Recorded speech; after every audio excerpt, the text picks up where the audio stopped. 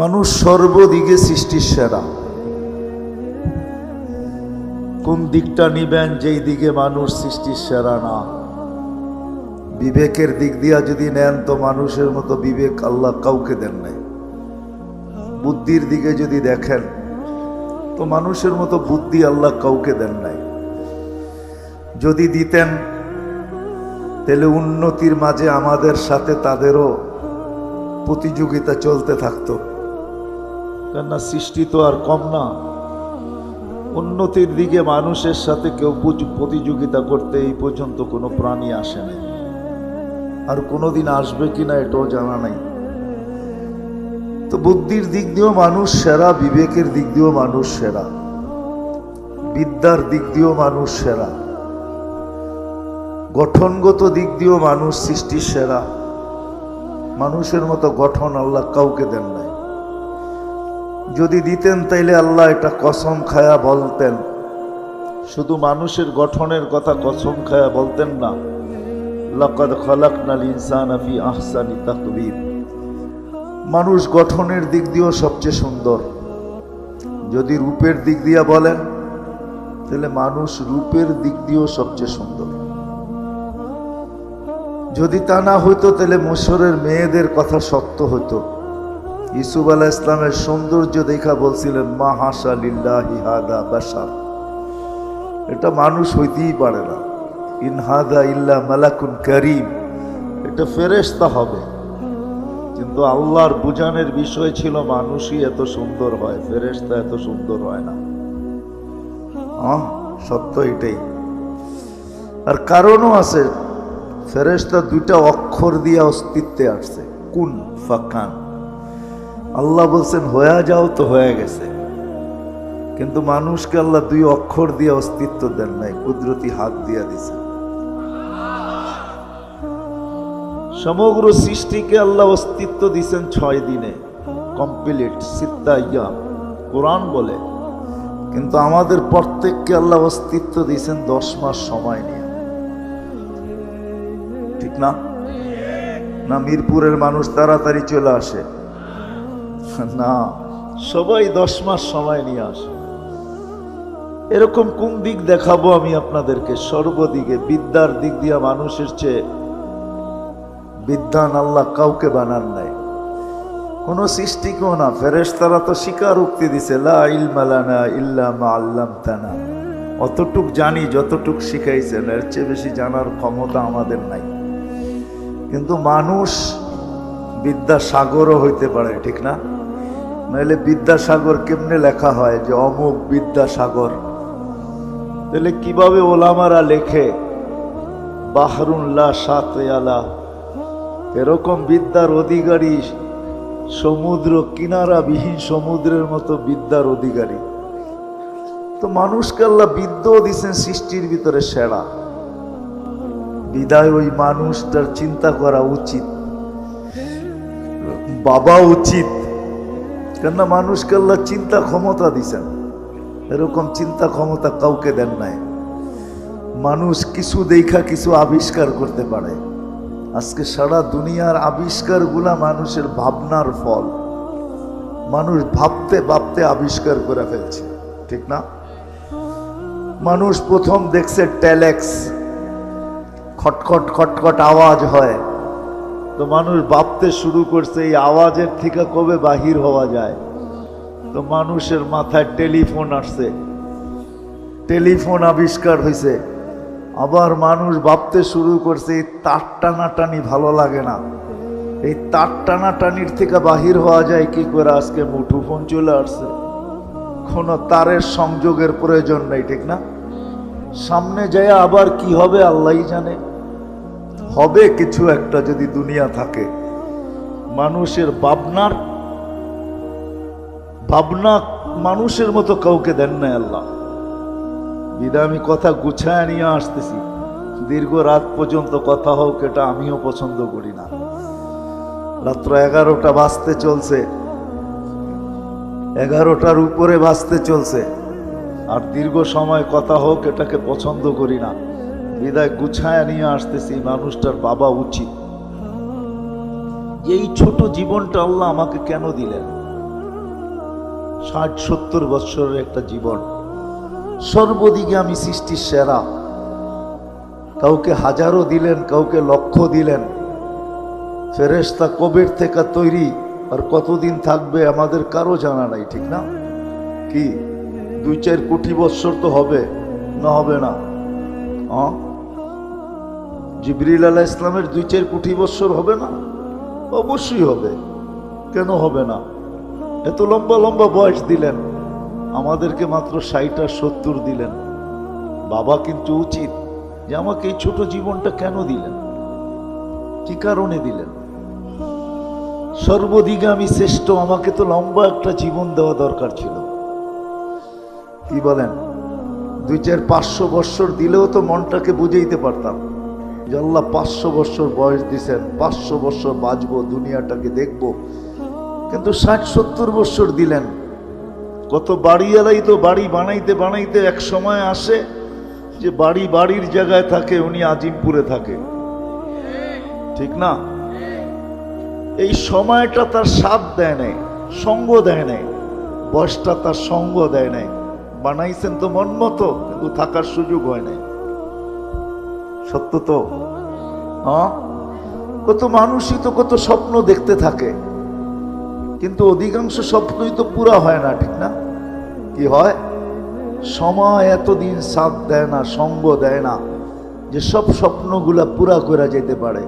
ছোট একটা জীবন 60-70 বৎসরের, এই ছোট জীবনটা আল্লাহ আমাদেরকে কেন দিলেন?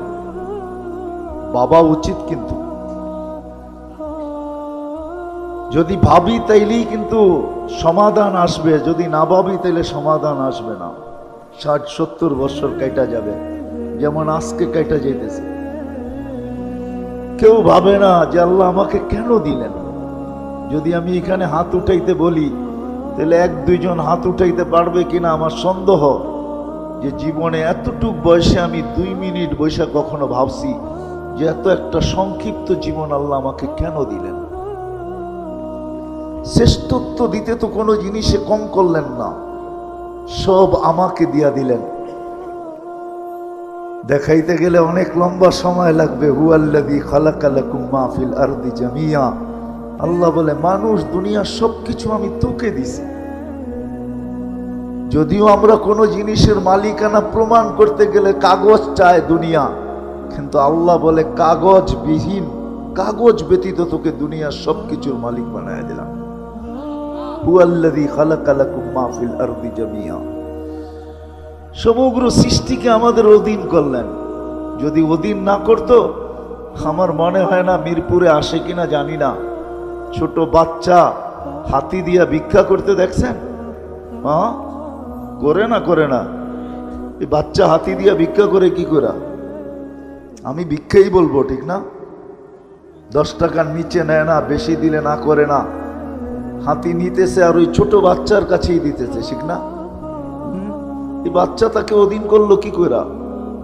আল্লাহ বলে সৃষ্টির সেরা তুমি, চাই বাচ্চা হও, হাতির পিঠে তুমি শ্রেষ্ঠ, এতে কোনো সন্দেহ নাই।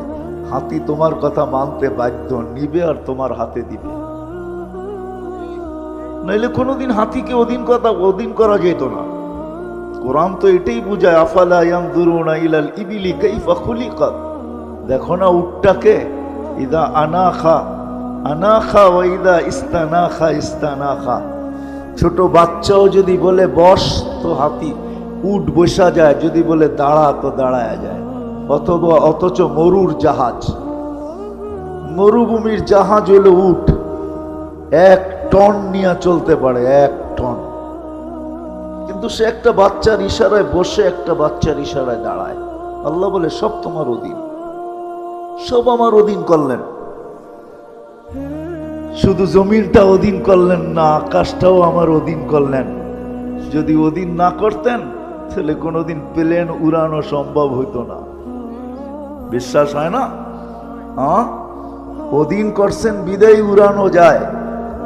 সমুদ্র অধীন, সব অধীন, এমনকি ফেরেশতা পর্যন্ত আমাদের অধীন। এই বডিটা ফেরেশতা পরিচালনা করে। আপনাদের বিজ্ঞান তো ডেলি একবার ডায়ালিসিস করতে পারে না, একবার, ডেলি একবার, 7 দিনে 7 বার। সম্ভব? মিরপুরে তো হাসপাতালের অভাব নাই, জিজ্ঞাসা করে 7 দিন ডায়ালিসিস করতে পারে কিনা। কিন্তু আল্লাহ ফেরেশতার মাধ্যমে কুদরত দিয়ে আমাদেরকে ডেইলি 36 বার ডায়ালিসিস করেন, শুধু সুস্থ রাখার জন্য।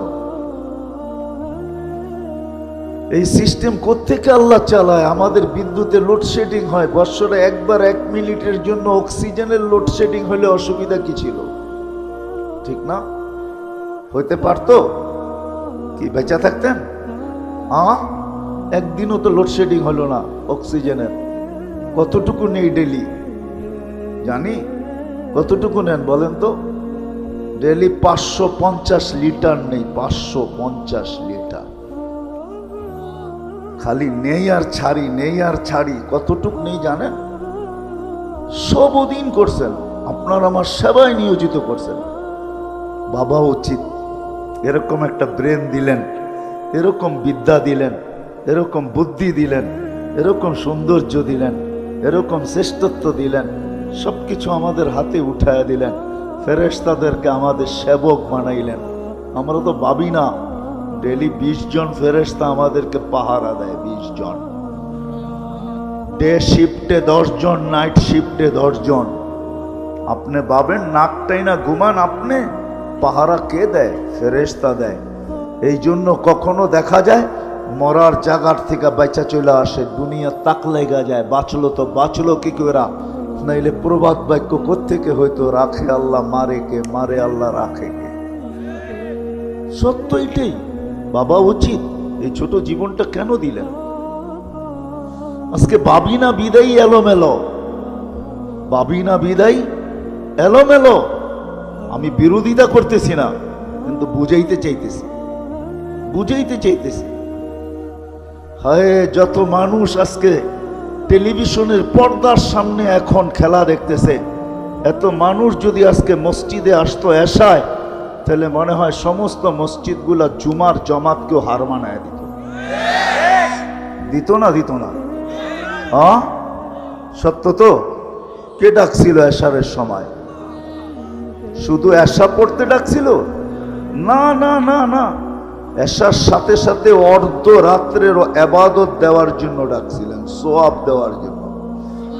এই জন্যই তো কিতাবে লেখা আছে এশা পড়লে অর্ধ রাত্র ইবাদত করা হয়ে যায়, ফজর পড়তে দেরি, পুরা রাত্র ইবাদত হইতে দেরি হয় না। অর্ধ রাত্রের ইবাদত দেওয়ার জন্য ডাকছিলেন। কে ডাকছে? আল্লাহ। কে? আমাদের চেয়ে ছোট, ঠিক না? দুনিয়ার পদস্থ মানুষের গুলার থেকে ছোট, ঠিক না? কি ছোটই তো হবে, ঠিক না? নাইলে আসে না কেন? অক্সিজেন ব্যবহার করে আল্লাহর, তারপরেও আসে না। যুবক যৌবন ব্যবহার করে কার? আমি সুস্থতা ব্যবহার করতেছি কার? আমি হায়াত ব্যবহার করতেছি কার? সবই তো আল্লাহর। কোন জিনিসটা আছে আমার শরীরের ভিতরে যেটা আল্লাহর না? বলেন। যদি আমার হইতো, আমরা বইলা বেড়াই জীবন আমার, যেমন খুশি তেমন কাটাবো। আমি যদি মিরপুরবাসীকে প্রশ্ন করি, জীবন যদি তোমার হয়, বলো জীবনের কোন মুহূর্তের উপরে তোমার কন্ট্রোল আছে? বলো, আমাকে যুক্তি দিয়ে বুঝান। কোন মুহূর্তের উপরে আপনার আমার কন্ট্রোল আছে? আছে? আছে? যদি থাকতো তাইলে এরকম অ্যাক্সিডেন্ট গুলা হয়তো হয় কি করে, যেটা সারা দুনিয়াকে কাদায় দেওয়া যায়। পদ্মা ব্রিজ যেদিন উদ্বোধন হয়েছে, ওই দিন যে ছেলেটা মারা গেছে বাইকে, মোটর সাইকেল অ্যাক্সিডেন্টে, ও সারা 18 কোটি মানুষকে কাদায় দিয়ে গেছে, ঠিক না? যদি জীবনের মুহূর্তের উপরে ওর কন্ট্রোল থাকতো, ও কি মারা যেত ওই দিন? কোন মুহূর্তের উপর আপনার কন্ট্রোল আছে বলেন? আমাকে যুক্তি দিন। কোন মুহূর্তের উপর আমাদের কন্ট্রোল নেই। তদ্রূপ দেহের কোন জিনিসের উপরে আমার কন্ট্রোল আছে? আমরা তো বলি দেহটা আমার। কোন জিনিসের উপরে কন্ট্রোল আছে বলেন? তাহলে দাড়ি পাকে কেন? যদি কন্ট্রোল থাকতো তাহলে দাঁতগুলা নড়ে কেন? তাহলে হাত পায়ের শক্তি কমে কেন? কোমর দুর্বল হয় কেন? মানুষের চেহারায় বৃদ্ধের ছাপ আসে কেন? চামড়া গুছায় কেন? এগুলো তো একটু আমার চাওয়া ছিল না। বোঝা গেল দেহের উপরও আমার কন্ট্রোল নাই, কোনোটার উপরেই কন্ট্রোল নাই। 24 ঘন্টা বুক করি আল্লাহ, আর আল্লাহ ডাকে আল্লাহ। কে ডাকে? হ্যাঁ, সত্য তো মানেন? শুধু আল্লাহ ডাকে না।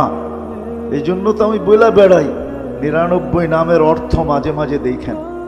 এইখানে একজনও হবে না মনে হয় ওলামায়ে কেরাম ছাড়া যে 99 নামের অর্থ কখনো আমি দেখছি।